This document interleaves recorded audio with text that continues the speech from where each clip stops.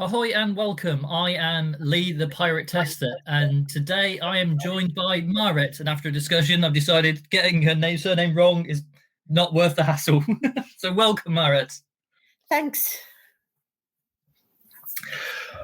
So normally I go into asking people like what they do, so forth. What I would like to do before is you have done, to say a lot of public speaking in events would be a mild understatement. Like I was a quick look at your website, and you like by the end of December 2019, you're on 400 activities you've done. I'm at 450 right now. Yes. Which for me is a mind-blowing event. And I saw you talk at Test Bash Utrecht a few years ago, and what I remember is you were the first speaker up, and there were some technical problems, and you just it didn't phase you whatsoever. You knew what you wanted to talk about. You kept on going and didn't let any of it bother you. I was just like, yeah, you know what you're doing.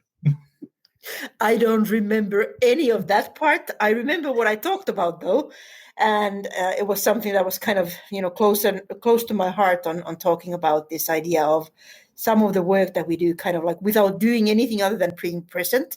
So that was one of my favorite talks to do. Yeah, for me it was just a case of, because I think it was either the sound equipment, video, a bit of both, and you were like, no, I'm going to keep going. This isn't going to phase me. I know what I'm talking about. Let's keep going. And yeah.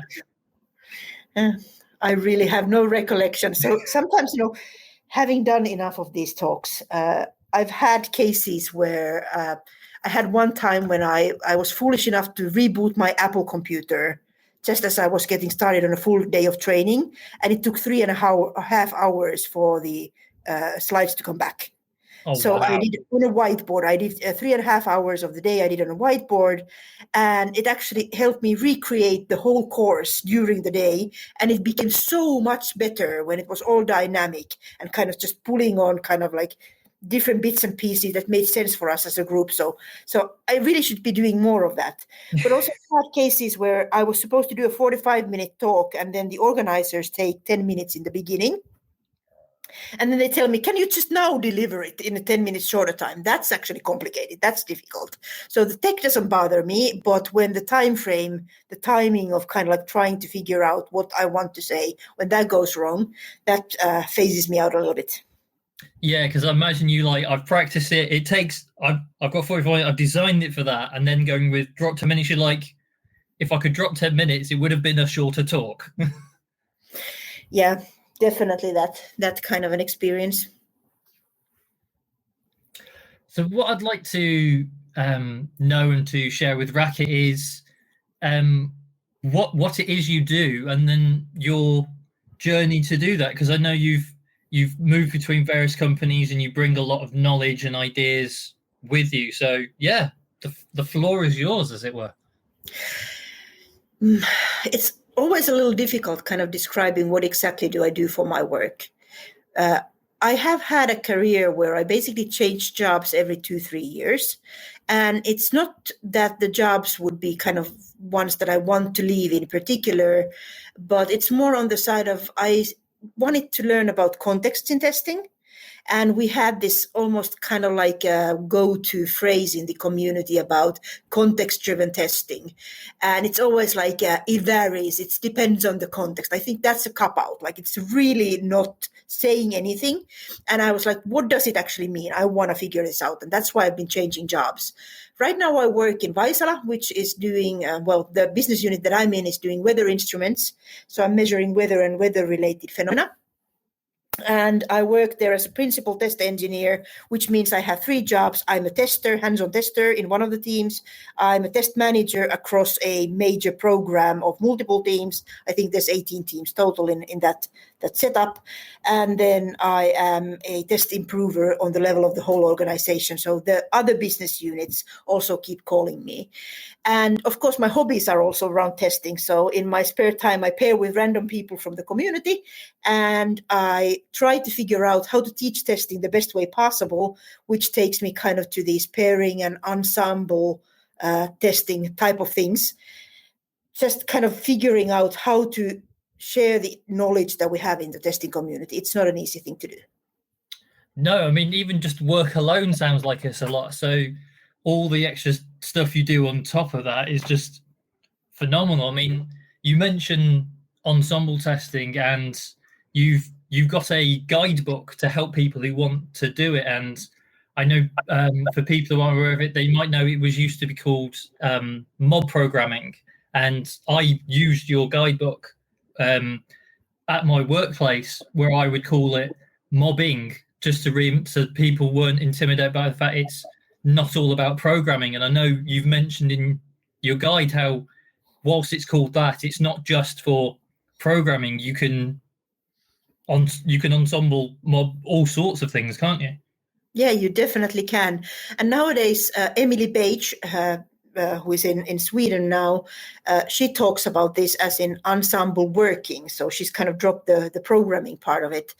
I really like the fact that we could talk about ensemble programming and ensemble testing, and kind of like figure out what are the dynamics in those specific activities that you kind of need to take into account to do a really good job together.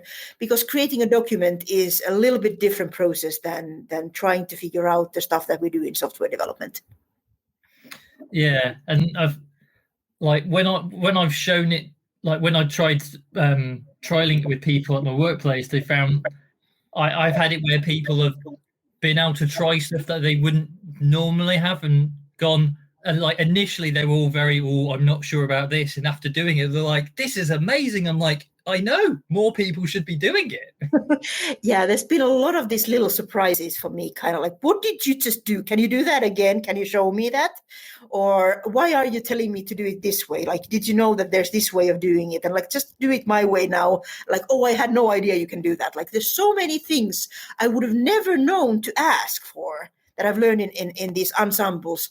And in the same way, also kind of like, there's been many moments where as a tester in one of these programming ensembles, I've been saying kind of like, why are we doing it that way? Why can't we do that? Like, just stupid questions in a sense. And then people are like, oh my gosh, that's something that saved us just a week of, extra work. Doing it in the moment. So even if it's just kind of like, that one drum roll that you add when you are sitting together with the ensemble, sometimes that one drum roll is kind of what completes the music piece that you're trying to make there. So I think we should definitely try that a lot more. And I'm hoping people who are listening to this go, I've never heard of this. And even just as discussing it now, they go, I need to find out more about this. So where can people get your guide from?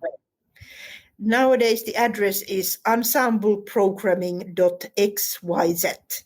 So that's where I guide it. It's right now, it's on a web page that I host on GitHub. And I'm actually planning on putting it back on LeanPub under the name of Ensemble Programming. Probably you will find a new version of it sometime next week there. So there's a new edition coming up. Ooh, sneak.